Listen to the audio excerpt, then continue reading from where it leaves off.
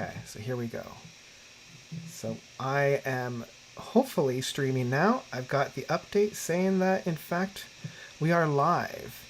Um, so we're going to wait for a few people to come on in. Just going to move that over. Ooh. Just going to continue moving some things over because I want to get this. I had this pretty... There we go. I want people to see the A, B, C's, and D's, and E's, and F's, and all that stuff. So... is that screen shareable here? So that you can see through it? Zoom or... yeah. Just trying to think how I could send that over to you. Because I'm using... I could probably just pull it up on my phone. Yeah, and for anybody coming in and saying hi and all that, I do know that there will be a lag on Matt's side of things. Because it is... I'm just streaming directly from Zoom, and that can be a little bit laggy at times. So there's the setup that I've got right there, and hopefully that looks all right.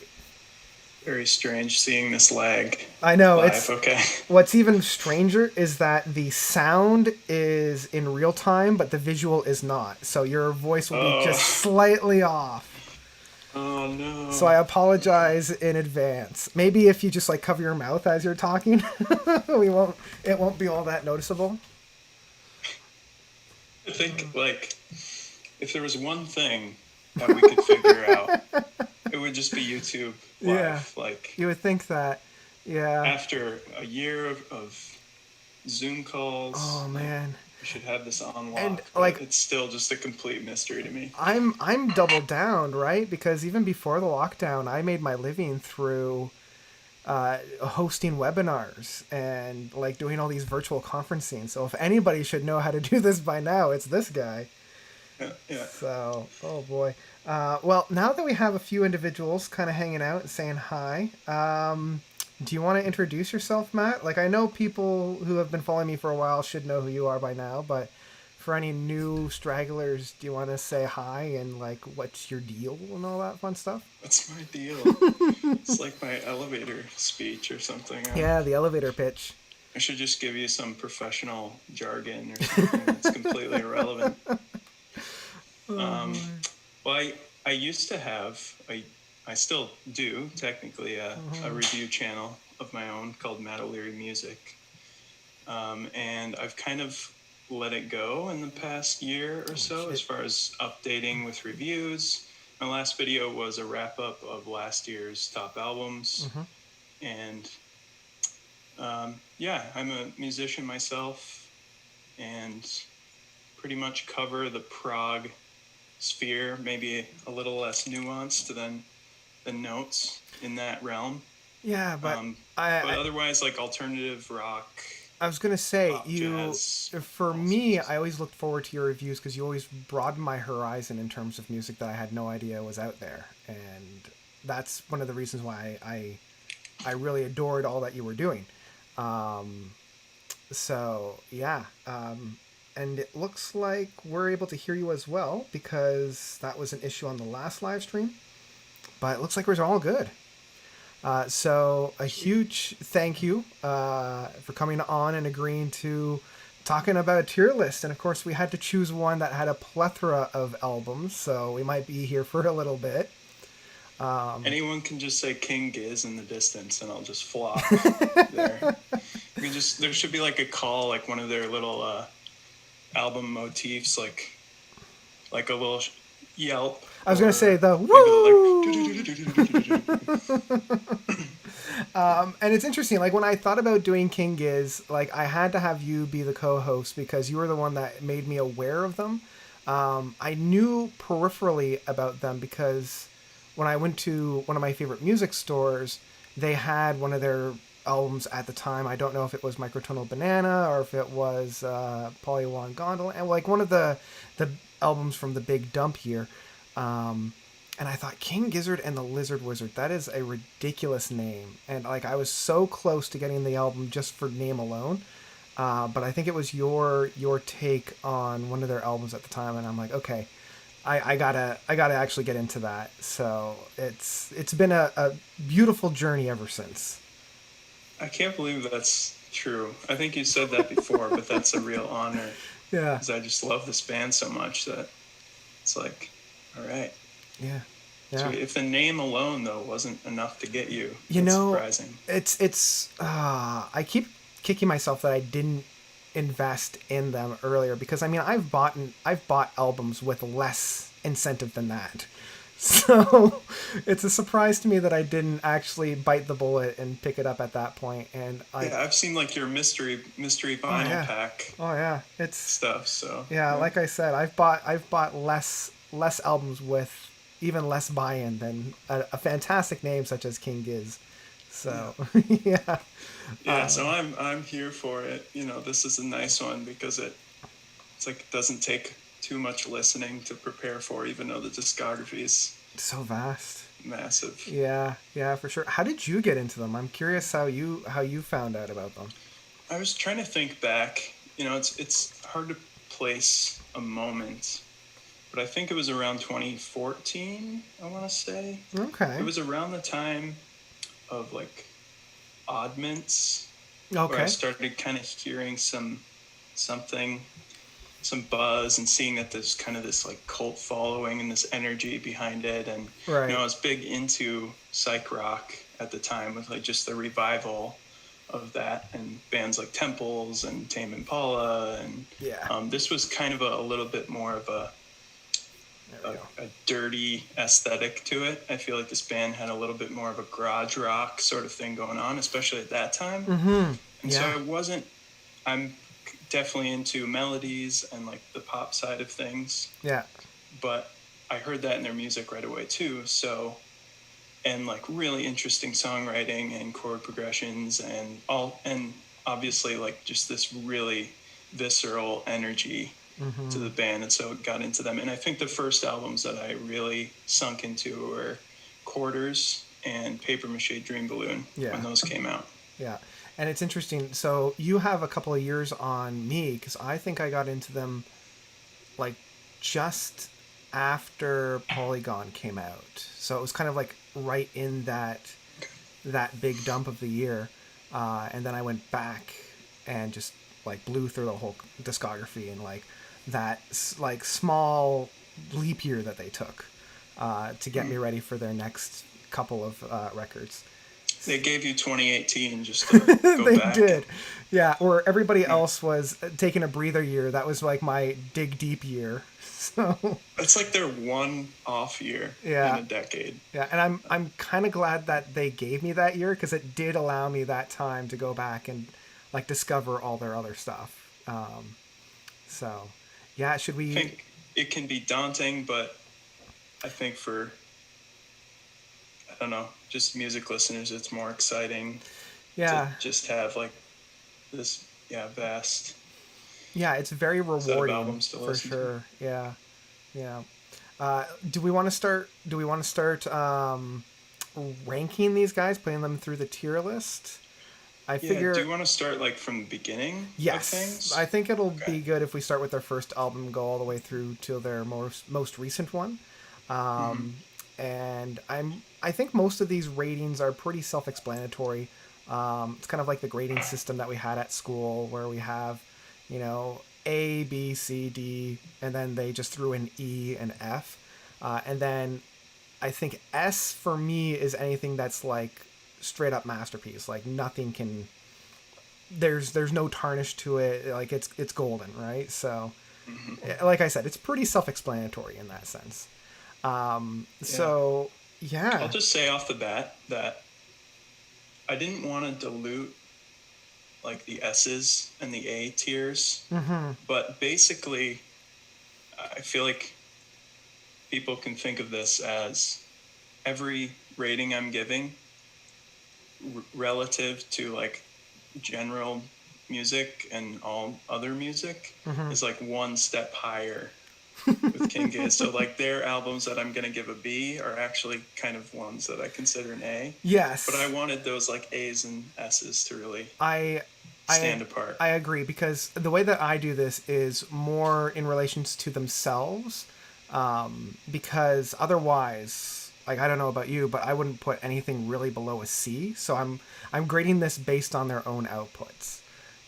In some cases, there's going to be maybe a few E's, maybe a few D's, but I do expect there's going to be quite a few like S, A, and B's. Mm-hmm. So, and the thing that I love about this particular segment is even though we will give one rating as a group, there's going to be some interaction and discussion about where it's being placed. Sometimes we'll split the difference, and sometimes, if a passionate enough, I guess, argument can be made, I know I can be swayed pretty easily. So yeah, if you feel more passionately about a particular album's placement and I'm just kind of lackluster, then I will concede, put it where we both think it should be. So this is our combined. Correct. Yeah. Yeah. Decision. Yeah. All of a sudden we're like parents or something. That's right. Yeah. Okay, so their first album, Willoughby's Beach, that I've got right I'm glad here. you started there, because Yeah. that's I think, like, I looked on Wikipedia and it was an EP considered that, but I think it's an album. I wouldn't consider it an EP. Like, I can understand why some people would consider it an EP. For me, though, it's long enough and concise enough that it doesn't feel like an EP. Like, there's enough breadth for it. Like, for me, an EP is something that gets you excited for something else.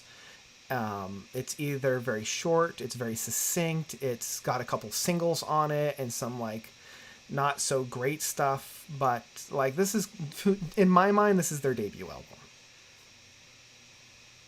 Yeah, me too. And it's, like, I have a similar rating and feeling about the first few. Mm-hmm. Really, but what do you think about this one?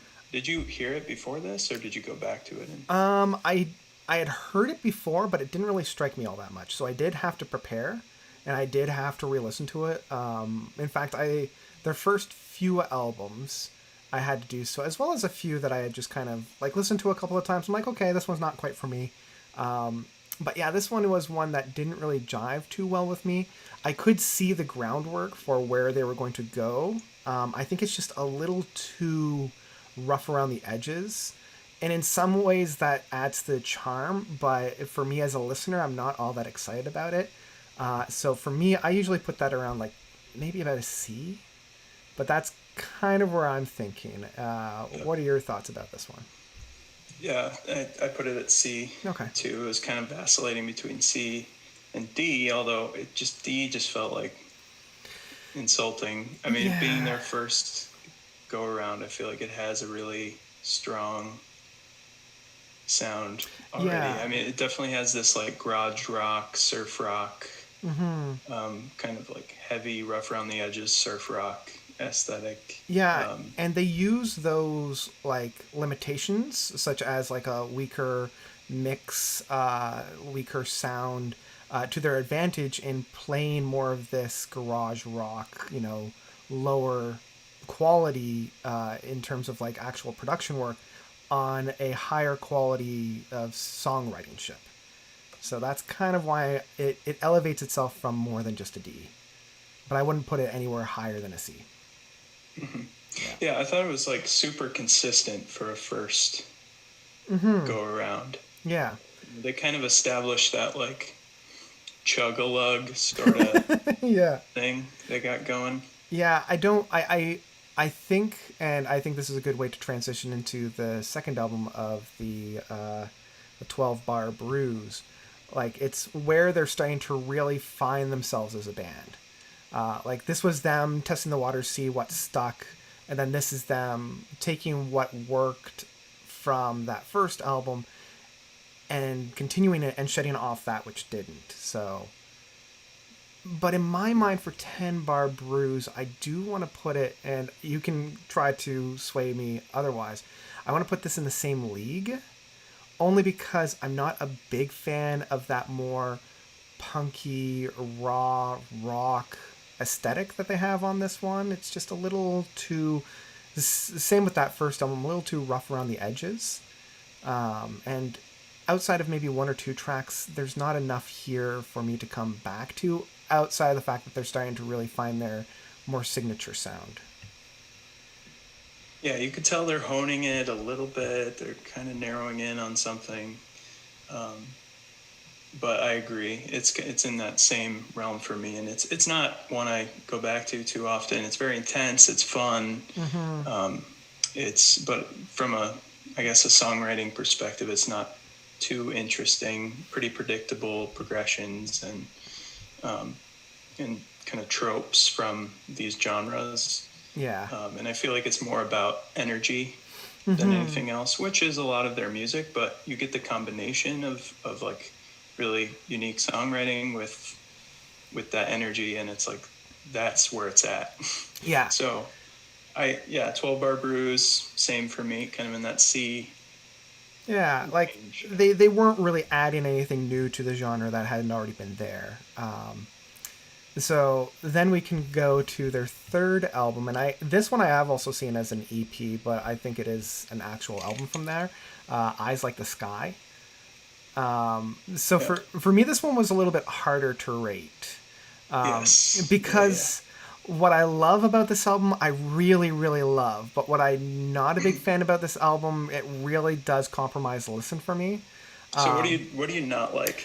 The main thing that I don't like about this album is the length, and the story just ends. Like, there's no rhyme or reason for it, there's no, like, payoff. It's just. I love the story, and I'm loving getting wrapped up into it. I love the narrator. I love his cadence and his Yeah. delivery, like in that kind of twangy, very old school, almost like gramophone listening to it. It's a rugged, It's a yeah, rugged, and I love the Western road style, worn. but I feel like it's way too short. I don't feel as though the story really goes anywhere for me. Like, there's no, like, I almost want to say there's no point to the story, but I mean, there is a point to the story. I just feel like it ends way too soon. Like, I feel like this is the first half of a bigger story. Like, I feel like we're missing about 10 to 15 minutes on Did this. you like follow the story, or have you ever sat down and really like tried to hear it all I and put it did, together? yeah. Like, the first time I picked it up, I followed the Well, story, and I'm let's like, just clear up what is this album about? I mean, yeah. the concept overall is it's this like narrative voiceover, Mm-hmm. uh, kind of an audiobook western Yeah. story, and then there's just this rock spaghetti western type of soundtrack music Mm-hmm. throughout it, Mm-hmm. and it's supposed to carry on and be smooth and seamless like any great story. Yeah, and I know that the band was influencing the writer of the story, and the writer of the story was also influencing the music. So, like, the two were basically being written in tandem, in that Yeah, sense. yeah, Yeah. and I read that it was uh, Ambrose in the band, his dad, Oh, who okay. wrote the story and did the The narration. narration. Yeah. And yeah, so they didn't really have too much control over the actual story. They just kind Mm-hmm. of like went along with it. And Yeah, it's a really great, like, creative writing process and exercise. And like I said, I love it, but that's the only drawback for me, is just there wasn't, especially with, like, soundtracks of, like, that spaghetti western. I was really hoping for, like, that really grand crescendo or the big standoff, and I didn't really have it. Even though I love the build-ups and I love the overall music, like, I love a good western, and that's why I think it elevates itself so much higher than the first two albums. And I want to put it in the A category, but for me, this is more of a B category. yeah, I have it the same. Okay, perfect.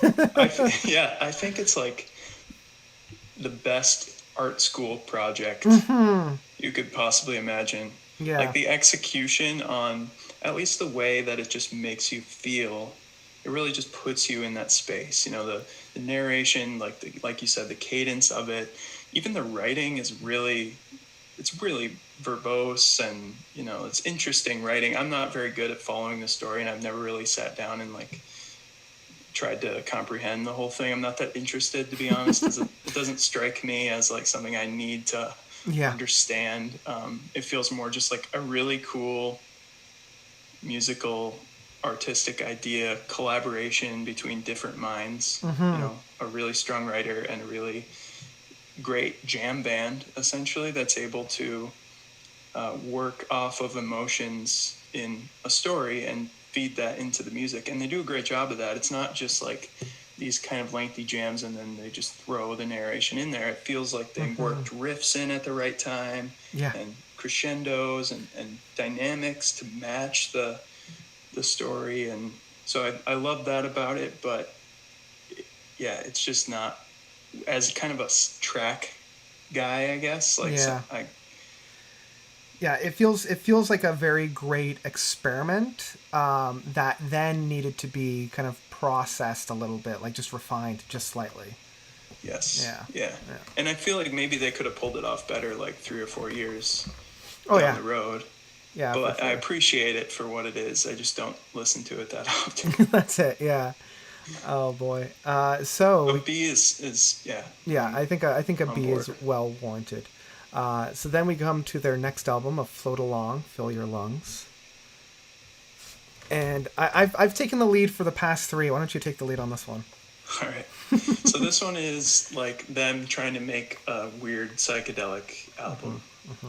Like you can tell, like, we're a psychedelic band and we're gonna put the sitar in there. Let's make something trippy and try to experiment. And I feel like for me, it's still kind of in that space of like this kind of really repetitive garage rock that at least like compositionally such a stupid word to use for this band, but but I get it. It doesn't vary too much.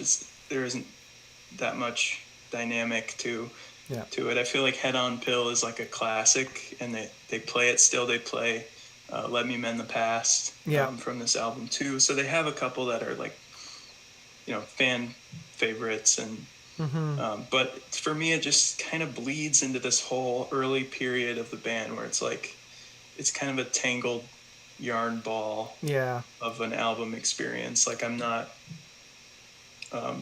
at this point it wouldn't have made them the band that I love today just with that. Yeah, I think out of all their early stuff, this one is more of my favorite because of all the psychedelic influences that they have on here. Like, I'm a huge psychedelic guy. But definitely to your point of it just kind of being repetitive. Like, I love long songs. I love long songs. But there is something to say about just being a repetitive without really changing all that much. Like, there is something to be said about a repetitiveness in terms of being, like, hypnotic or very soothing. But in this sense, after, a couple minutes of the same thing, I'm like, okay, let's move on to, like, the next idea. I would put this kind of in the same tier as Eyes Like the Sky, as being kind of a B. Like, it's still a great album, and I think I return to this one more than the other 3 that we've already talked about, but there's not quite enough for me to continuously come back to it. I think I like Eyes Like the Sky a little bit more. So this one was tough. It's like it's between the C and the B somewhere. Okay. So B is fine. I was gonna say, it's kind of like a B minus C plus. Yeah, and this is where I really like kind of these nuances. Is it closer to a B or is it closer to a C? Because I have no problem scooting this down to a B because I do listen to this about as much as Eyes Like the Sky. So it's kind of like, what does it feel right? Because like both feel right. Feels good to me. Yeah. Yeah, I think that looks all right. Well, either one. It's our definitive list, and it really matters. Yeah. Oh yeah. It 100%. This is so much is riding on this. The written in stone aspect of where these albums will land. There will probably be, like, if they're fans of the band that have gone to a couple concerts who are disappointed by this. Yeah. Because this seems like one of those. Probably. I'm used kind of fan favorites. Like the first. Yeah, they're like, what is it? The darling albums. They're the ones that people are like, oh, I was there when. And yeah, okay. I'm also very used to disappointing people, so this is fine. It does show a little bit more maturity, like it's inching forward for Yeah, sure. But yeah. it took this band, probably just because they did so much and they don't really self-edit like most everyone else does. Like Yep, it's like yep. it feels like they just go for it, And and that's so they were willing to put out some just yeah, not whatever songs here and there to yeah, and that's part of the thing that I love yeah. about these guys because they don't edit some of those things that normally you would have edited out and been like, oh, that was such a great thing that you release like 20 years later. Now you have it right in the context of the time that it's being written. So, Yeah, so it feels spontaneous, it feels genuine for that reason. It's like that they, and maybe they did agonize over the recording and post production, but I doubt it for these first for these few first couple of albums. ones, yeah. It feels like it was just like a few takes, maybe some overdubs after the fact, Yeah. a lot of maybe old, outdated technology purposefully, Yeah. and yeah. Yeah. And I think this blends very well into Oddments, the next one. This one, honestly, this was one of the ones that I'd listened to probably the least. So this past week, I've been listening to it more and more. I still don't know what to think about it because it does feel like a really big mix grab bag of like Oddments is a really great name for this album because I'm like, I don't know. There's so many different styles. It's Yeah. like everything. Yeah. It's the first time that they didn't like follow this is our psychedelic album. This is our Western. Yeah, this is our like experimental garage grunge ish band. Yeah. Yeah, it's all, and that's really cool. I mean, that's something I appreciate both about this and Gumboot Soup later on, that they made something of those songs and they got them out there rather than just Like sitting on them. Yeah. So for me though, I feel again I don't return to this one all that much, just because, and it's so strange because we'll be talking about this a little bit more in Gumboot Soup. I don't know, like there's some really good tracks on this, but there's some shifting that you have to do around them, and it doesn't really feel like a cohesive flow. Like a lot of these albums that we've already talked about have a really nice flow to them. This one feels like you're on a bumpy road. So I'm a little torn. Like this one, I don't want to rate it too low, but like I almost want to put it in a D section because of how much I don't return to it. And I know that's kind of like, I don't know. What are you thinking about this one? There are definitely songs that are feel like they were written in their teens, probably. Yeah. Like Stressin', Crying. I have, or not Stressin', Crying, Sleepwalker. I had Vegemite. It's like fun, kind of like round the campfire. Maybe they were 15 when they wrote a couple of those. Yeah. Which is, they're cool. Yeah. But I like Stressin'. It's Got Old, Work This Time, kind of the more like soulful type of things. And it's such a lo-fi. Like the drums sound terrible. Yeah. Everything is just like, just the trashiest sound, but it's part of the charm. Yeah. And, I do have enough favorites on this album, and I heard it early enough, like it's one of the first I heard, that it's actually closer to a B for me. Okay. It kind of is refreshing to have this like track-based type of thing rather than a like cohesive one seamless experience type of album. I gotcha. Yeah. And I do like enough of the tracks that it just has a special place. Especially like at Work This Time is just, I mean, I know it's like a part of the reason that they got their original fan base. I think that song was on like a Discover playlist on Spotify. Oh, okay. Okay. So it's like their top Spotify stream song. I was wondering because every time that's my main way of listening to music, or at least like on the go, is through Spotify. I'm like, why is this one always like at the top of their list? Like it's so weird. So I guess that explains it. Yeah, I do love like just the soulfulness of it. Like it's a different side of them at this point. Yeah, it's a very, I don't want to say innocent album, but like it's a very what's the word that I'm looking for? Like earnest album in that sense. So Yeah, it feels like they don't know they're gonna be as big as they're gonna be. yeah. So I can concede and move it up. Do you feel like a C is A okay? C, it would be Okay. good to me. Okay, so let's move on to I'm in Your Mind, Fuzz. Yes. I know for me this was especially when comparing it to the rest of their discography and everything that had kind of come before. This is such a breakout album. Like it's really really incredible to see the jump of quality from the first like 5 albums to this one.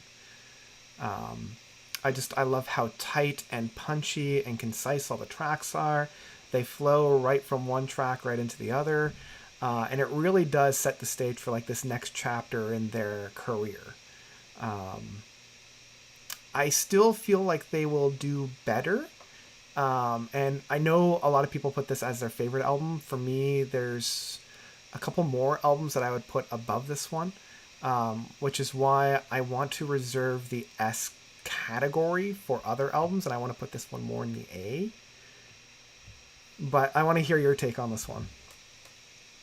Yeah, it's definitely, like you said, it's a turning point. Like it's a clear shift in quality. And that could be because of who they found to produce it. It could be that influence. It could just be maturity. It's like all those things combined. And it's still like raw and gnarly and like just pure energy. It almost has like this tortured production to it where there are times when, just the harmonica's wailing and it's just like, and it's so fun. It's like definitely one of their most fun albums. I don't go back to it constantly, but it's definitely one that I recognize as a turning point, like a tone setter for their career. There's a ton of tracks where I'm like, oh, this when I think of King Giz, like this riff comes to mind, and I forgot it was on this album, and there it is. Yeah. I was gonna say. There's so many moments like that here. Yeah. Where would you put this one at? I would give it an A. Okay. Too. I had it there. Yep. I feel good about that. Yeah, there's Hot Water is a song like that. For me, it's on the back half of it that has kind of that psych folk thing. It's almost a foreshadowing of when they would start to do that a little bit more. Yeah, and the thing that I really love about this is like the spiraling story throughout it. And I love more of like the psychedelic, more somber and trippy moments, because this is kind of the starting point of the whole Nonagon trilogy that they do. And I'm saddened that the 2 albums after this one in that whole trilogy didn't pick up on any of that, and they just kind of played more towards the heavier side of things. But that's a conversation for some later albums. Yeah, they have that. It's just that steady beat. It's almost like they were trying to. This was Nonagon before they reached that point. Yeah. Where they were working it out in their mind, this idea of like one solid, steady beat, and then just different melodies and different chord structures thrown on top of that to make up the album. And it shifts away from that at times. They do some slower tracks or shift tempo, but at least that beginning of the album, it's like you just have that. Yeah. And it feels like their identity. There are a few albums for them that are not these anomalies where they're like just experimenting with something new, which is a lot of their stuff. It's like, oh, cool, King Giz does folk music or whatever. Yeah. This one is like, when you think of them, this is defining. Yeah, that's the sound that you're looking for. Yeah. So talking about experiments and trying different things, we can go on to Quarters. And I know you really like this one, so why don't you take the lead for this one? Sure. Yeah. Yeah. So I think part of it is just being, I think the first that I bought. Mm-hmm. So I bought this vinyl, and I was just starting my vinyl collection. I think 2015. Mm-hmm. And so just that experience with it made me love it. Like I grew to love it on vinyl Yeah. and albums. I find that is that visual memory and kind of everything that's associated with that's physical is sticks with you. Mm-hmm. It's like all the senses are combined to make this great experience. So that's part of why I really love it. I'd give it an A. Yep. It's apparently, I was reading that they jammed these songs like the night before as a band. Oh.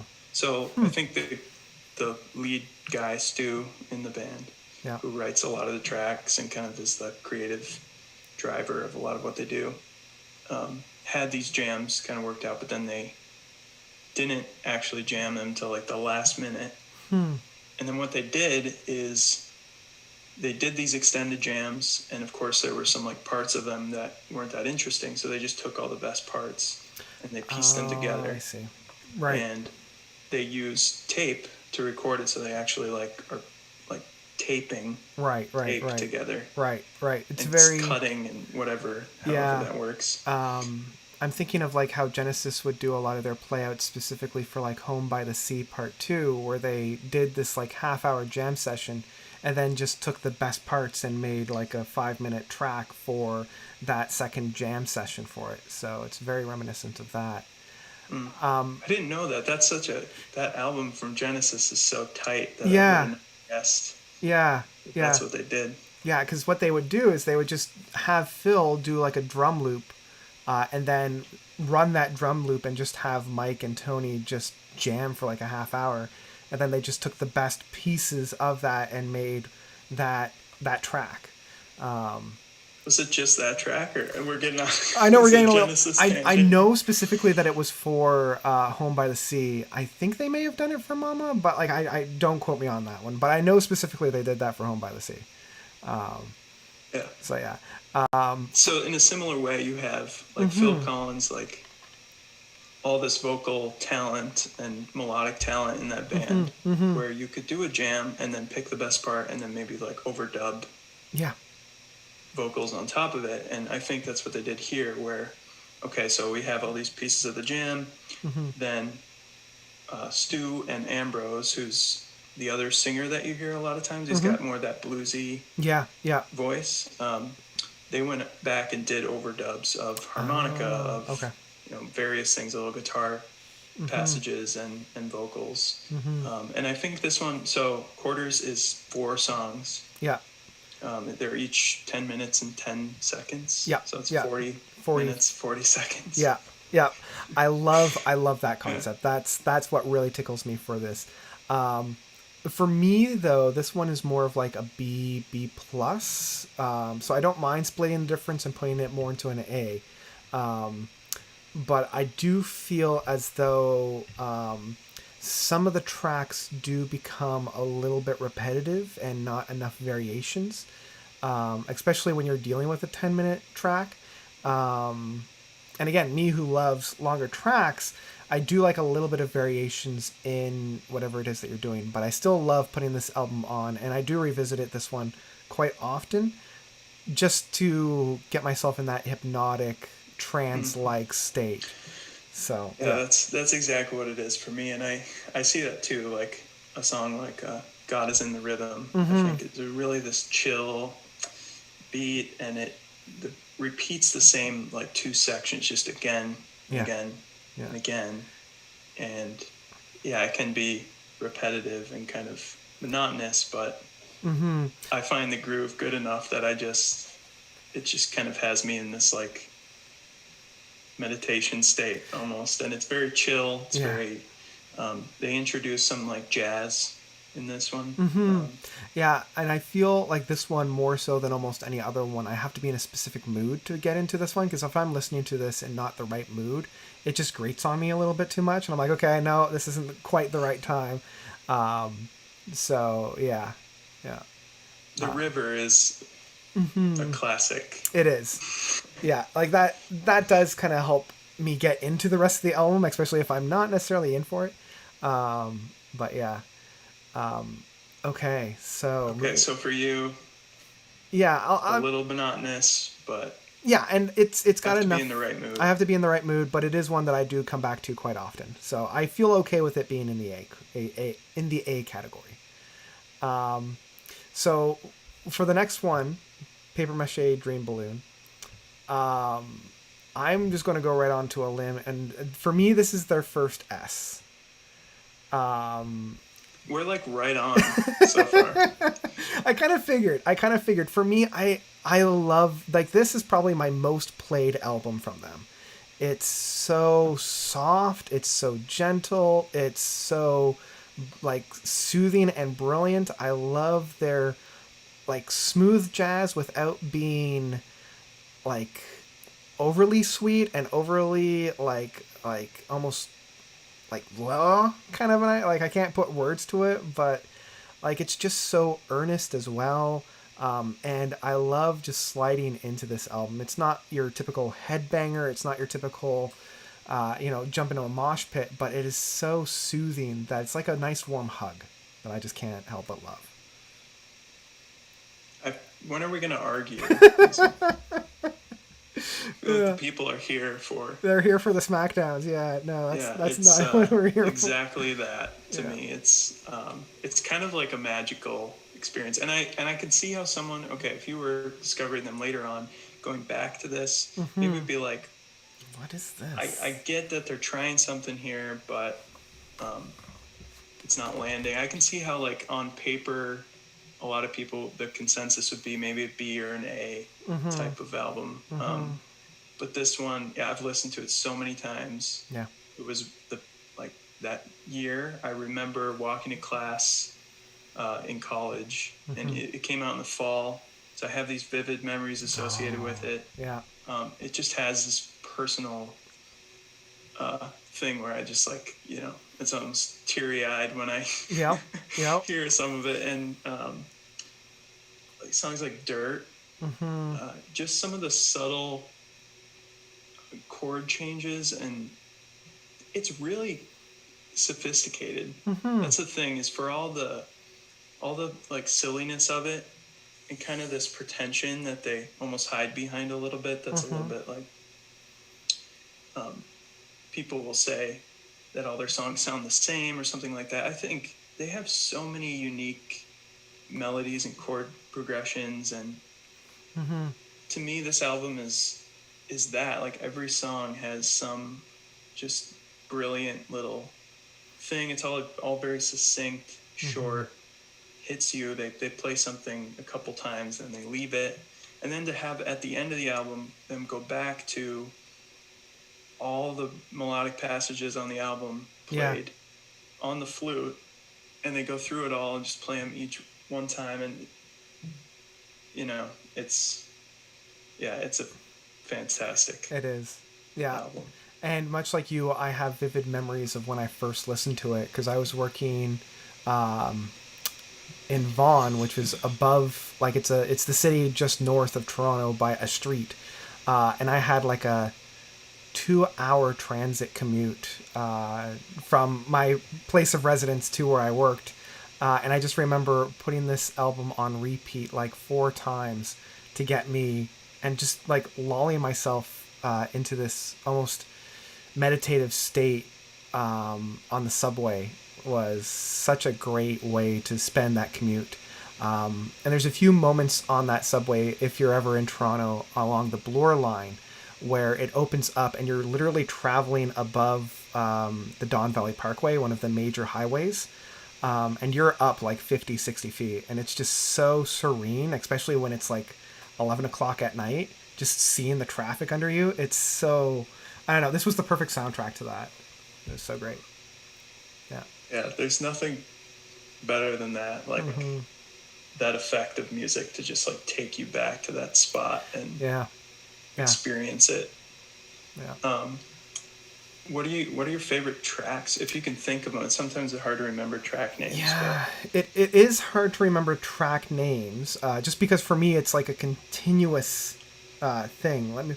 I know Bone is just a fun one for me because it's just like bone, bone. I think Dirt is the other one that I love, much like yourself. And I also love. I don't know if it was intentional, but it was almost like a callback to their first album, where time equals money, because their first album has that same thing with, I think, their like first. kind of Beatles, like Because there's thing going on. the first track from Willoughby's Beach is Danger Money, so I wondered if it was like kind of a callback to that. But yeah, those Dirt, Bone, and maybe even the Bitter Boogie, just because it's different and it really Yeah. makes you kind of dance in your seat. Those are the stand. Oh, they just nailed that. The vocal on that is so good. Yeah, yeah. I mean, Trapdoor is a classic. oh, I again, their ability to repeat without being monotonous. Like, it might be repetitive, but it's never monotonous. So even though it's like trap door, trap door, trap door. Yeah. Well, they've done a lot of that. That's Yeah. the thing. You're always like, wait, this is the same song. Yeah, but That no. thing where they have like one word and they're like rattlesnake. Yeah, it is. Rattlesnake. Yeah. And that's a calling card. It is. Yeah, That's and great. it's not monotonous, right? It's repetitive, but it's not monotonous. So I know we can spend all night talking about this album. Okay, let's move on. We've got a lot more. Yeah, let's move to cover on. Here. I'll take Nonagon. I'll go for not walk on a limb here and just throw that S right on up there. Yeah. Okay. I was about to, but I'm like, well, let's hear him out. Maybe this will be the one. No. Okay. Yeah. Go for it. You can take the reins. Yeah. Feeling a light D on this one. It is, it's where you start. Yeah. If you're saying King Gizzard to people, you want them to understand who they are, what they do best. It's got to be Nonagon. It's heavy. It's defining. It's like that driving beat again from I'm in Your Mind, Fuzz, but everything is just amplified to the next level. Every song is memorable, even though they're very similar, because it's a similar driving beat throughout the entire thing. Yeah. But the experience is very emotional. It's not as cerebral. It's not a thinking album. Yeah. It's just like get carried away in the emotions of it. I agree. This one's much more of like an emotive one. It's much more artistic, and it resonates on a very emotional level. And even though there are so many moments on here that are very heavy and very like fast and chaotic, what really sets this apart for me is their ability to handle some of those more serene, smaller moments with like absolute care. And it's almost like a blending of that really smooth melodic aspects from Paper Mache into that harder stuff that we heard from I'm in Your Mind, Fuzz. Yeah, it's an album that ranges the whole scope of like the human emotional spectrum, without thinking too hard about it. Mm-hmm. Yeah. Is it? Are you thinking of like Mr. Beat or where they get away from? Yeah, and again, because I don't really like listen to this album and like watch as the tracks change, because for me it's like a single track. Like, this is one of those albums that is a single track that just happens to be subdivided into movements. But yeah, I think Mr. Beat, I'm going to mute my microphone so I can play a little bit so I know which ones I'm talking about.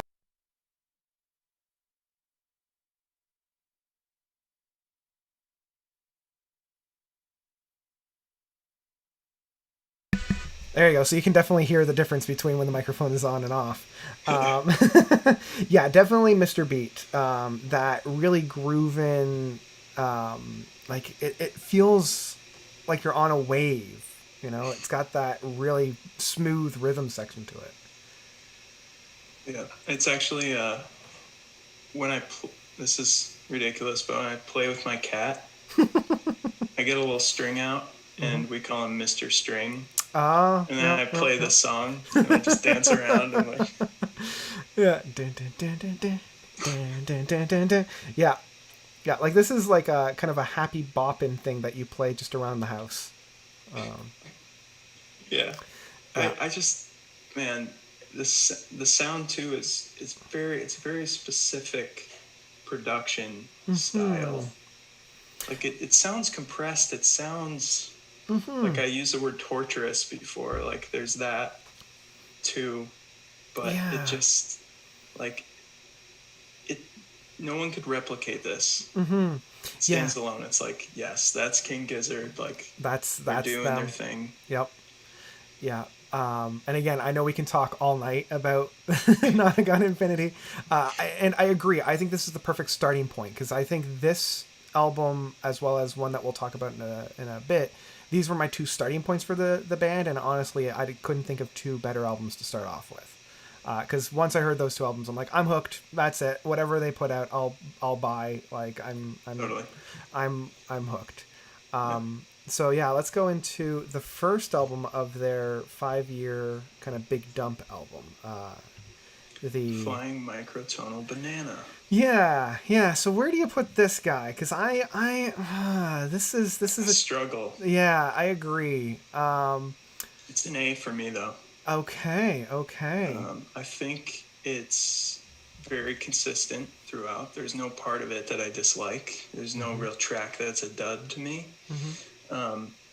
I think the microtonal thing it's a very interesting idea because I think anyone just going into this, if without kind of the musical, a musical background, you could hear it as, oh, they're playing the wrong notes because it's outside of the 12-note scale that we all know and hear. Yeah.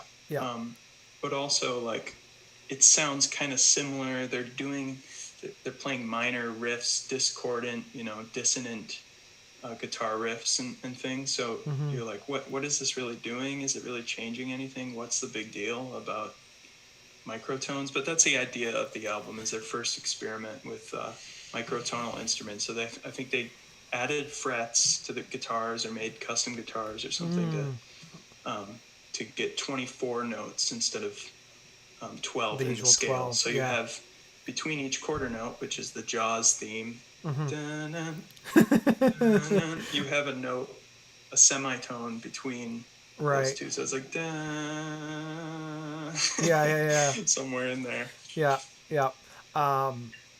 Yeah, for me, this one, and it's interesting that you say A because for me, this one is, and this might be the first time we actually maybe disagree, is more of a C album. I appreciate the experiment, and I love, their trying of microtones, because playing within the 12 scale is a very, like for us, a very standard thing, but it is especially in like the Asian side of the musical sphere, it's something that has been done since like the beginning of their music.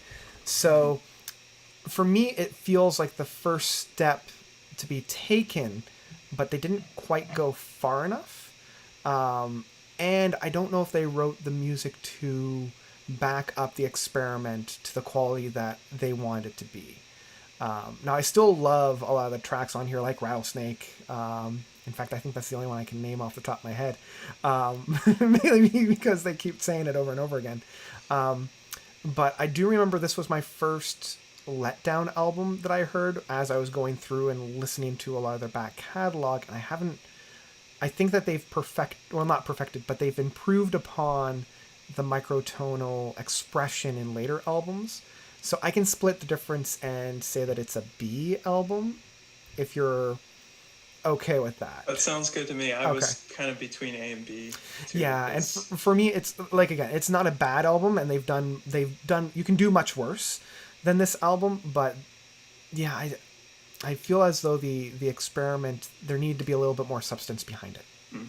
Yeah, I can understand, because this is the first album where I would start to say with this band, if I was listening from the beginning, I'm like, there's a lot of kind of retreaded territory here. Like, I think some of the later songs in the album too. Yeah. I love Nuclear Fusion, but like Doom City, of course you can't bring that to mind, but if you listen to that, it's just, it's clearly like, you start to wonder, like, wait, is this the same song? Yeah. Are they just retreading Like, the same ground? Is it just a different word? Yeah, Like, I'm pretty sure I'm pretty sure we've already heard this before. yeah, and I do think that there's a lot of cool subtleties with the microtones, and it's cool that they're able to do it with multiple instruments, not just the guitar. Yeah. And match. Like, I can't imagine songwriting and trying to like convey like those, like, oh, don't, you're slightly off there. Yeah. And it's so, like, you have to be so precise when you're dealing with this type of music, because even if you're off by like just even like a semitone or just like that little bit, it will just screw the whole thing up. So everything has to be so on point. Yeah, there are riffs where you get the keyboards and the guitar playing the same thing, and it's got to be precise. And clearly they're a band that, like, they're tight. Yeah. So I appreciate that about it, and I do like most of the songs, but some of it does sound like kind of retreaded. Yeah. So solid B. A solid B. Yeah, a solid B. Okay. So Murder of the Universe. Murder of the Universe. Yeah, the final Nonagon. I call it the Nonagon. I don't know if anybody else calls like the trilogy of albums something else. But this is, for me, this one's interesting because this is like a 3-side album for me, because it has 3 distinct phases. And in my mind, almost like 3 distinct tracks that tackle something very different. So you have the first track that is a very obvious continuation of the I'm in Your Mind, Fuzz, and Nonagon Infinity kind of idea. You have the second phase, which is very like this deep battle rage that's going on, like very epic tale of like this Balrog. And then the final one that just goes completely off the deep end in this like fusion of computer and bestial, and it's just, there's a part of me that loves when a band just goes completely insane. And there's a part of me that loves this, but I don't know if the spoken word aspect throughout quite works. Like, it works in one sense, but it also kind of drags me out of the music slightly, because every time I'm getting into the music, it's that spoken narrative that kind of pulls me out slightly. But I still, like, I think this is some of their best music that they've written, some of the most insane stuff they've done, and I'm torn as to how I want to rate this one because of all that. Yeah. I agree with, like, some of the most ambitious stuff, for sure. The spoken word is cool in places, and I think it's well done, but it does get tired. And like you said, it kind of is it can kind of pull you out of the music. And I think the first section, the first of the 3, I love it. Like, and I can kind of, I guess my attention span carries through that, and then it becomes like kind of a slog for me. Right. After that. And it's not even that long, but it feels long. It feels longer than it. It does. It's a very weird, because it does feel as though it's their longest album, and I wonder if it's because it's chopped up into 3 distinct parts. Yeah, every time I went back and just looked at it for this, and I could have sworn it was like an hour and a half. Yeah, I was like 45 minutes. Yeah, I was like, oh, this has to be well over an hour. And then I look and I'm like, it's not even 50 minutes. What is this? Yeah. What is this time magic? I thought it was like a double album. And yeah. And there's something about it that just gives that impression, and I don't think that that's a good thing. Yeah. Like, I feel like this is one of their more experimental albums, and I applaud them for it, and I do come back to this one a lot, because like, I love albums that I don't quite understand, and this is one of those, especially for those latter two, specifically the last section of this, where it is the murder of the universe. I don't know, there's something about it that I'm still trying to understand. And my brain is almost like being like, no, I don't know. So, and there's there's a little bit more to discover each time. Yeah. There's a lot there. There's a lot. Yeah. It's dense. It is. Yeah. So, like, and it's kind of their first, I think it's their proggiest at this point. The riffs, the time signatures, like they're experimenting with that a lot more. Yeah, specifically at this point in there. This is easily their most experimental and their most proggy. I think in the span of their albums, though, it gets lost somewhere in the middle for me. It's like it does this thing from this album a little bit, but not as well. And it does that thing from that album, but not as well. Yeah. And so I gave it a B. I agree. Really enjoy it, but it's it doesn't stand out for me. I agree. Yeah, 100%. Okay, let's move on to the sketches of East Brunswick. This one's tough because I want to put it straight up into S. I really do. I'm happy about that. I know. Because I think the majority of fans would disagree with you. I love this album. I love it for all the same reasons that I love Paper Mache. I still believe that Paper Mache is probably the superior album if I were to put both of them beside one another. But man, I still love their smooth yet still energetic approach to this style of music. And I was listening to it just the other day in preparation for this. And I'm still like really surprised of how well they orchestrated a lot of these smoother, somber, slower tracks. Yeah, it's in that same vein as Paper Mache, where you get this folk, more acoustic based, but there's a heavier jazz, whereas the other one was more jazz pop, I would say. I would agree. I mean, this has a lot of pop. Obviously, it's pop. It's catchy in a lot of moments, but there's they add, instead of more acoustic guitar bass, it's more like a keyboard bass, and I think that's the influence of who they're collaborating with. The Mild Hive Club. Yeah. Have you listened to them? I've never taken a dive into their discography. No. I really recommend, if you like this sound. I think I'm trying to remember what it's called. Skip Tracing. Okay. That album. I'll put it on my list. It's similarly goofy and like. I think this one gets some hate because it's definitely different. It doesn't have any of that driving force. No metal influence. It's all just jazz, folk, soft, but I'm totally with you. Like it feels so original to me. Yeah, and your comment of it being like goofy, I think that was the word that I was looking for. Maybe not necessarily goofy, but just like zany, like not taking themselves 100% seriously.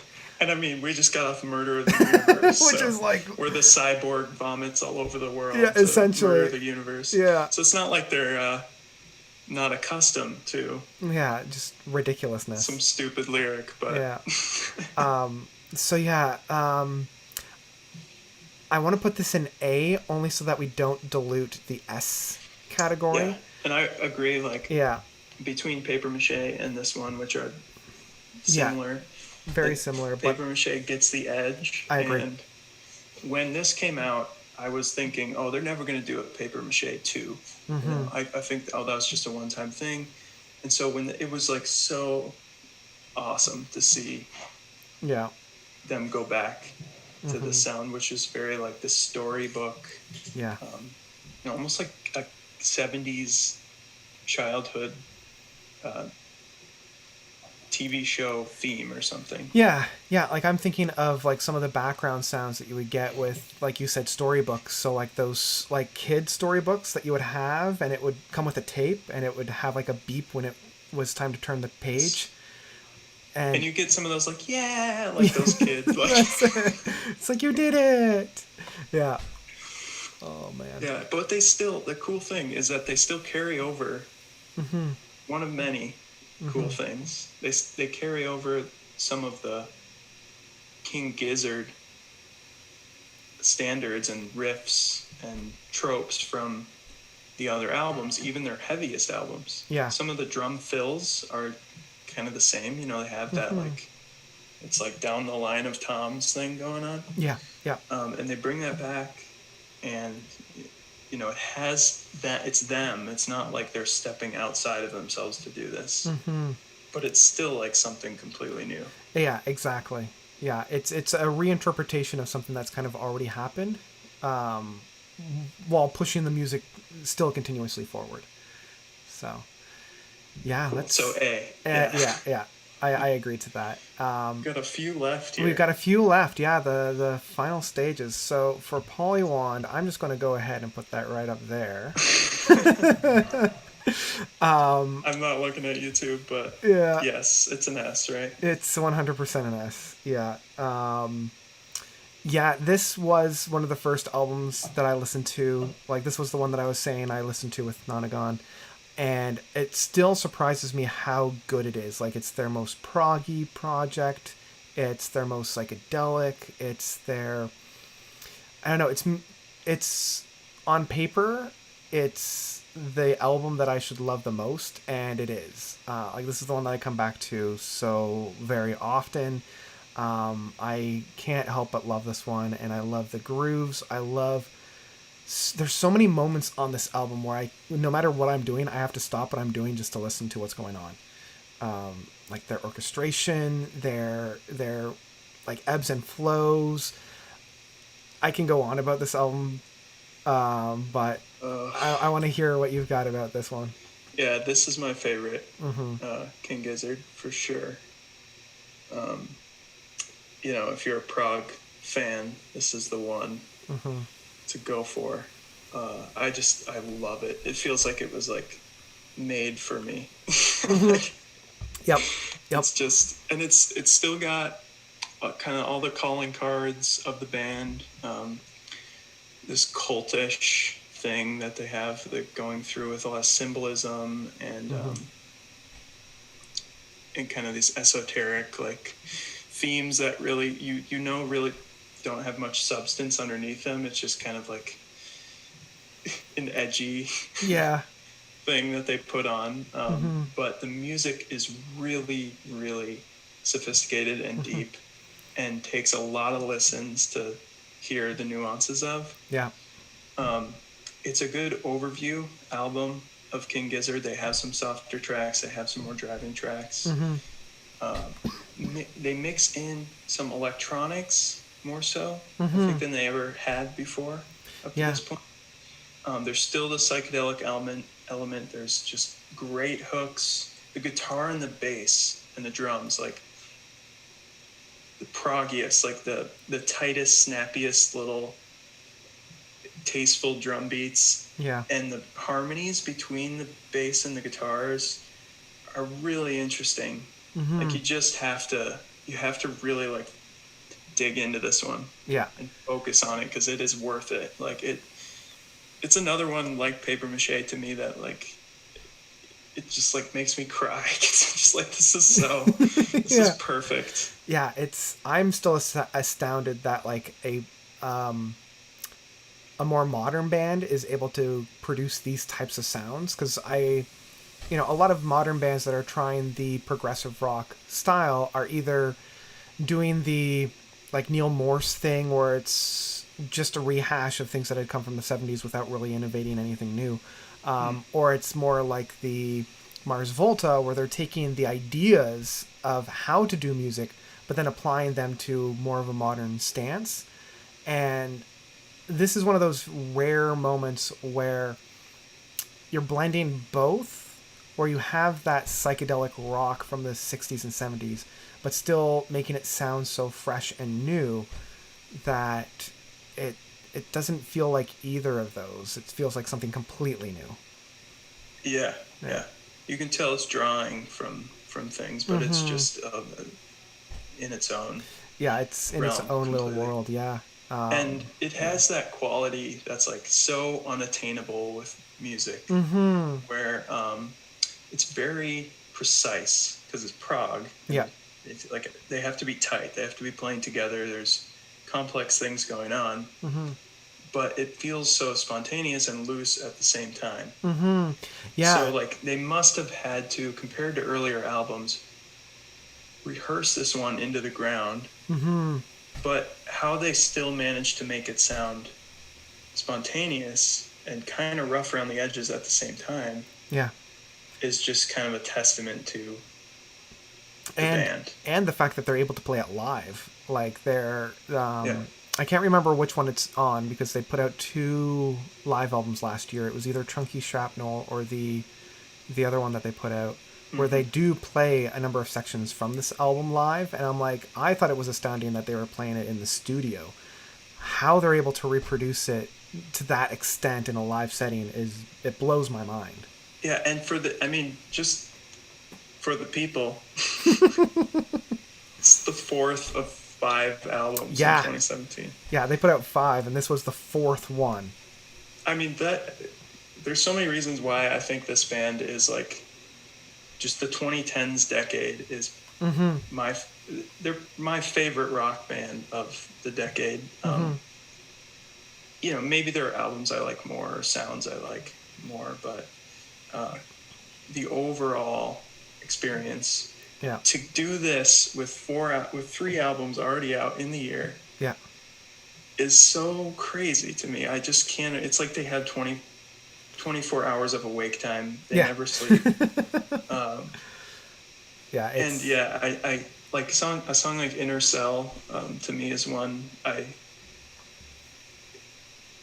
it's one of my favorites. This album is a top 10, top 20 album for me all time, if you can't tell. Yeah, this is a desert island for me, for sure. Yeah. But like that song in that run of 3 songs there, I think it's Horology, I want to say. Yeah. And, Loyalty, is that right? Or I think so. Yeah, I know, because for me, it's the 3 run from the second side that just blow me away. Yeah.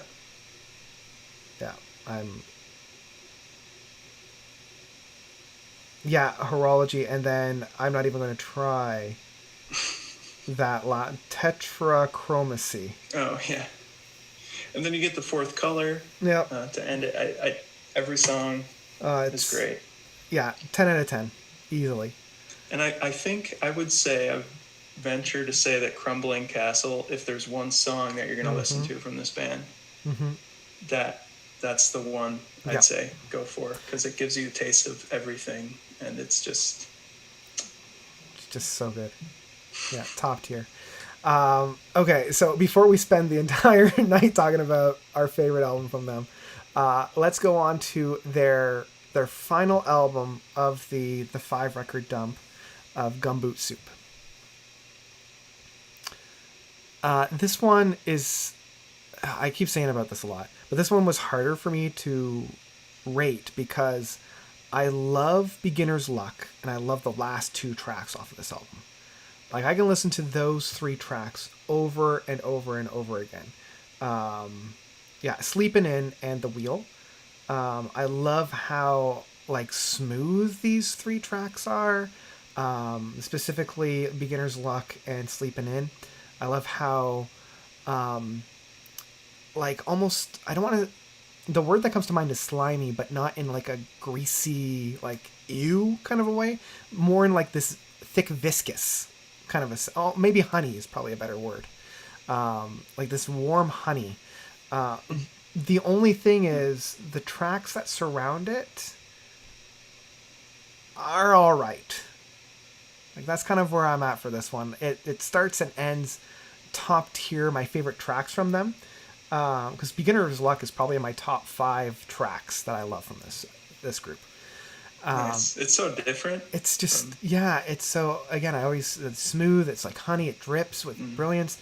It's just those intermediate tracks, those mid tracks that I'm like, well, I don't really remember them all that well. And I've listened to this album a lot. I think the tracks that I like most from here, it is similar for me, where it's like it's a mixed bag, and that's the album. It's just leftover tracks. They go back and forth from very soft psychedelic folk stuff, more jazzy stuff, to like some of their heaviest songs. I feel like the darkest. Yeah, I think we're getting preludes to like Infest the Rat's Nest on this. Yeah. There's that for sure. It's like, whoa, where did that come from? But my favorite tracks actually are the ones where they carry over the electronics. I'm a sucker for like the vocoder. Yep. In their music. So Superposition, and that one has some of the Polygon kind of like bassy, weird harmonic stuff going on, and then I think it's The Last Oasis. This is like really soft, jazzy one. Yep. I just love Down the Sink. It's a favorite of mine too. Right. So this one is like, there are some tracks in here that would be up there for me with some of my favorites from them, but it's overall, it's not really an album experience. It's just some songs. Yeah, for me, I'm feeling between like a B and a C. Like I wouldn't want to give it a full C because I feel like there's enough to come back to it with. But I wouldn't want to put it at B. Yeah. So between those. Yeah, I'm kind of let's put it into a B. Like there's still enough to come back to it with, but not enough really for me to hold my attention more than a couple of really, really good spins. Yeah. Beginner's Luck, though. That's cool. I love that track. I do. Okay, so we've already kind of talked about this album before. Yeah. I think we did a collab video on this one. This was the album after their year hiatus. Well, I shouldn't even say hiatus because for most people for most bands, that's a usual length of time between putting out an albums. But for them, it was a long hiatus. Fishing for Fishies. This one still holds a very, very special place in my heart. I love how groovy it is. I love how like boogie it is. I could never put this lower than an A for me. Yeah. I don't know if it really warrants a full S. Even though it's one of my favorites and it's probably my most listened to album from them outside of Polygon. I love the grooves. I love how funky it is. I love how silly it is at times. It's a good time. It's a great time. Yeah. It's one that I return to all the time because it's just, it's so fun. And it's lighter, most of it. Yeah. But it's actually grown on me like a lot since it came out. And I do go back to it all the time. It's an A for me. I still like, I don't know. There's something about those top three that for me just need to be on their own tier. I kind of agree. Yeah. But this one, I love it too.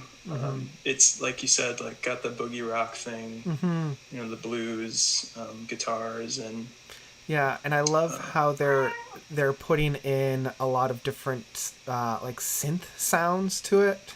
Like I love their blending of these more synthesized, almost like 80s boogie towards it, like almost creeping into a disco.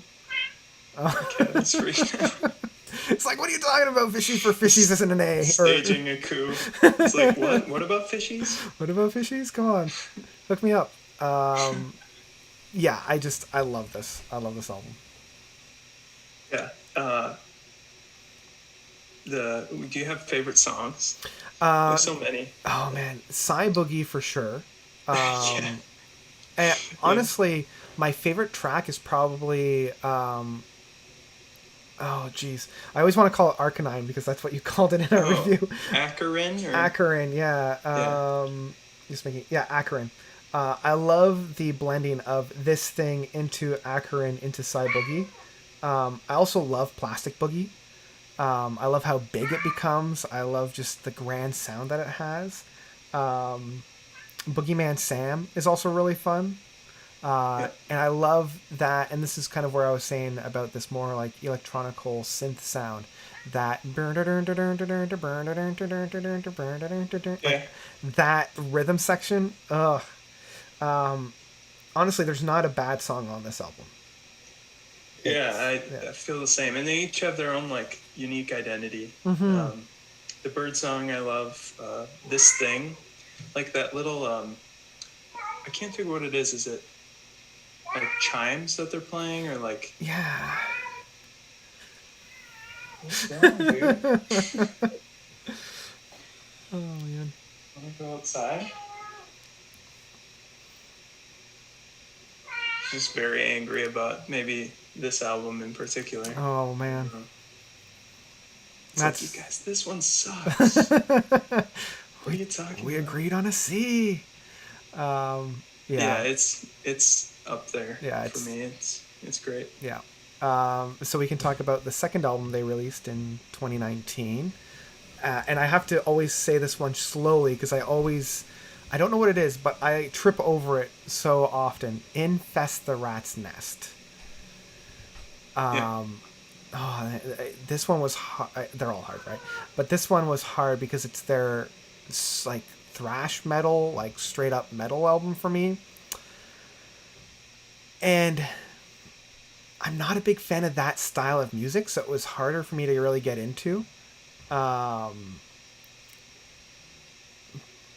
but I still can't help but really enjoy it. I don't enjoy it as much as a lot of their other albums, and I think a lot of that just has to do with the musical expression that they chose.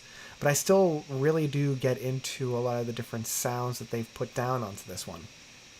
It's Yeah, hard for me. I'm not into the style Yeah. either. Really, it would take like something crazy special to get me to like, rank it up there. But it's actually I put it at B, I agree. because if there were a band to try to introduce me to this, it's them. I'm not too familiar with a lot of thrash, honestly. So this was cool and new and something different. And I think they pulled it off, obviously, like really well, considering this is not what they do at Yeah. all. Yeah. Yeah, I agree. Like, I never really sat down and listened to a thrash metal band before. Mainly because I'm not a big fan of that style. Like, I don't like that rough, hard hitting aspect of them. But like, this was enough that made me think, okay, well, maybe there's something here. But like, it also kind of proved that even with the band that I love and respect as King Giz, I'm like, okay, I don't think that this is really for me. This style of music, at least. Yeah.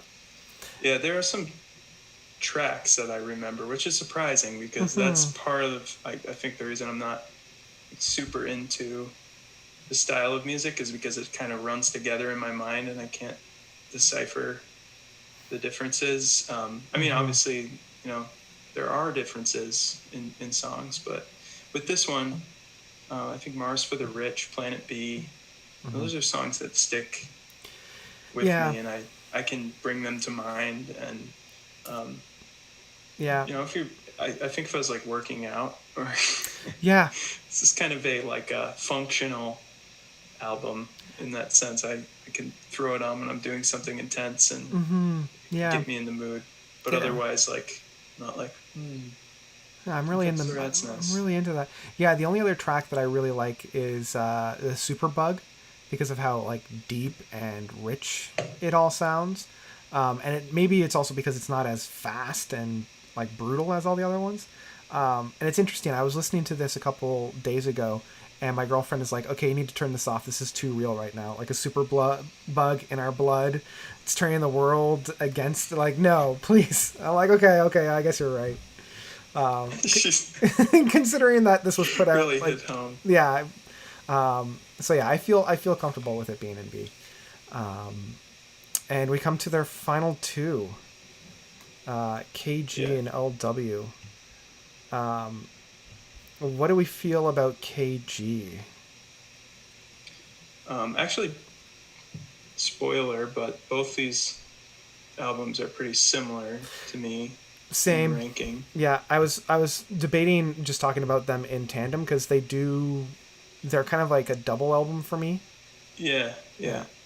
yeah. Um, I think I'd put KG slightly above LW, although I've listened to them both a ton. Yeah. I like them a lot, but it's hard for me to put them in the A range because Yeah. I just look at those, what we have there, and they don't quite get there for me. I But they'd agree. kind of be somewhere between a B and an A, I Yeah. think. Yeah, I feel pretty good with putting both of them into the B category for me. Because I agree. Like looking at what we have in A, I wouldn't they don't really stand toe to toe with them.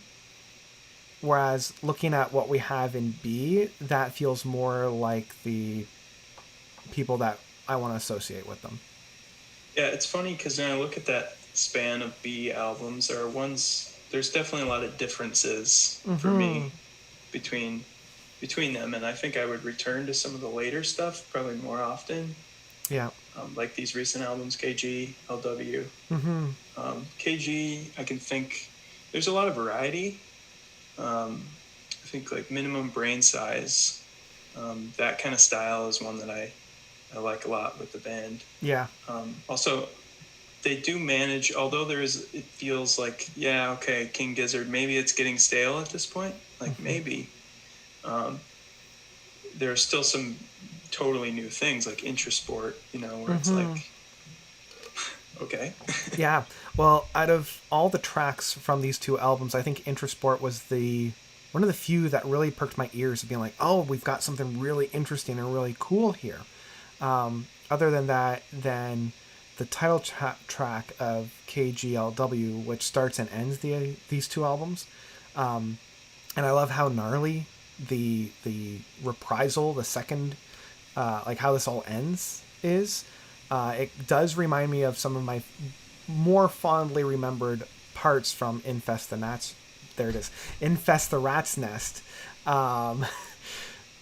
In that, Wait, Infest the Gnat's Rest could yeah, be a follow-up? that could be, but A that's really, a gentle... It's got to be loud enough to infest, to... Infest the Gnat's Thinking Rest. like Disturb the Gnat's Rest or something. Yeah, that's what my brain automatically corrects it to. It's almost like my brain has autocorrect. But yeah, like those. Intrasport is the only one out of all the tracks that make me excited to go back to all these tracks, even though I still believe that they took the idea of the microtones from Microtonal Banana and then improved upon them in every way that they could. And I would return to both of these albums before I would go back to the single album of the Microtonal Banana. Yeah, this one is more obvious for the microtones. Although I do think that they carried that on. They used some of those instruments on other songs, like all along the way. Yeah. Maybe not in the thrash as much. But yeah, these ones do that extremely well. And you can tell, I mean, if you just listen to this and then go back to even I'm in Your Mind, Fuzz or something, it's like they really have a wrap on their production, and you can tell they've learned some things. Yes, they've seen some things for sure. For sure. Yeah. I like Odd Life a lot too, from KG. So KG kind of stands out. LW, I feel like, runs together as an experience. I like the band so much that I just, their sound, I can just throw it on and it's great. But yeah, it's not like, it doesn't match those A tiers. Yeah, I agree. Is there something about these two being named like self-titled that is like defining? Do you know if there's kind of a concept behind them? Because I've kind of fallen off the map as far as following that side of things. Yeah, I don't know. I do know that KG has volume 2 and LW has volume 3, so it is that continuation of the microtones and playing with the microtone presentation. I'm not quite sure if there was a reason outside of just having these more like a double album Like I always thought that if they put out an EP in this vein, it would be called And the. But yeah, I Maybe it have. could be like their ambient album, Oh yes, just like some silence. yeah, some like Tangerine Dream stuff where it's all just like this like ethereal stuff. Yeah. Yeah. I will say, I'll throw out Ataraxia as one that I love from LW. Yeah. It's stuck in my head. I have probably spun this a lot at Yeah. this point. Honestly, I think I need a little bit more time with these two albums because, I listened to them a lot when they first came out and then I put them on the shelf and I haven't really revisited them all that often. So I do need to kind of sit down and reacquaint myself with them. But I haven't also felt that pull that I have with all their other albums after I've like dove deep into their music. Of like, hey, remember me? Come and listen to me. Like I don't really feel that same kind of pull. Yeah, so do you think they're on a downward slope? No, I wouldn't. I'm not disappointed by these albums. I'm happy with them. I mean, it's amazing that they're releasing them still as frequently as they are. If these were coming like years apart, I think that would be like, okay, this band is. They're just keeping it alive to keep it alive at this point. But the fact that they're still like, a year or less apart is like, okay, they're carrying on. But I just wonder if like we really saw the pinnacle 2016 2017. Yeah. I don't know if we have enough quite time. Yeah, I mean, I will admit, like, there has been, I mean, if you just look across our chart there has been kind of this peak valley and then decline. But that also could just be the expression that they chose. Because the ones that they've chosen so far is like that Psy Boogie into a thrash metal into the continuation of the microtones. So I wonder what their next project is going to be, and I think that's going to tell us if they have another A or S quality album in their belts, or if they're just kind of running out of steam and finding themselves into a very comfortable box that they want to play in. Yeah, it does feel like a pivotal moment of like, okay, what are you really trying to? Are you riding the coattails of the next trend, or are you like leading us into something new? Because I mean, just going back to like the Genesis conversation. Yeah. You think of the 70s and 80s, and they're so distinct. Yeah. And you wonder if rock now is because it's not at the forefront like it was at that time. If it's not going to be like that, if like this 2010s and the 2020s are going to kind of be mush, like you won't be able to distinguish them in the future. But I doubt it. I feel like further time goes on, the more distinct decades become. And I wonder if in rock music we're going to see that, or if that's kind of more what's popular now, what's really has buzz, more hip-hop and other styles. I've had this thought and conversation multiple times about like, is rock really dead? And I think we get to kind of decide that based on the innovations that we take, and where we give credence to. Like, I feel like if we do some real, because now that the spotlight isn't necessarily on rock, this allows for a lot of really interesting innovation, experimentation, and it almost gives us the freedom to stretch our legs and try something completely new because we're not afraid to do so. Like, if this was like in the mid 2000s and we had a very succinct idea of what rock should sound like, and anything that didn't fit in that box wouldn't necessarily be considered rock. Now we don't have that constraints that we once had, so we can pivot and try something new, innovate, and surprise. But I think we also have to kind of allow ourselves in order to do that. Because I honestly can't remember the last straight up rock album release, like new release, that I really, really got into outside of like King Giz. More standard rock that isn't. Yeah, I just, like Genesis, they feel like they rode the coattails of the 80s production sound, but did so in a really compelling way. Yeah, and they Where, also I wouldn't even say they rode the coattails. They actually like invented a lot of the sounds that the 80s used. Like that main snare drum was Phil and Peter playing like playing a drum sound and then muting the top. And then that was the prominent sound of the drum kit throughout most of the 80s. how come there's not an album from them that comes to mind then as like, whoa, I'm trying to think, was it self-titled? That was the first, I mean, after, they had one in 1980. Yeah, And that then, was Duke. oh, well, Duke. Yeah. That's kind of like the crossover line. Yeah, because it was still proggy. Like you had the whole Duke suite that bookended the album. Yeah. But there was still a lot of like really 80s pop bangers like Misunderstanding and Turn It On Again. Yeah, and then they put out Abacab, which I do not like. I'm pretty infamous about that. But yeah, I think they're self-titled or Shapes. That was the one with. That was a little after. Yeah, that's the one with Mama and yeah.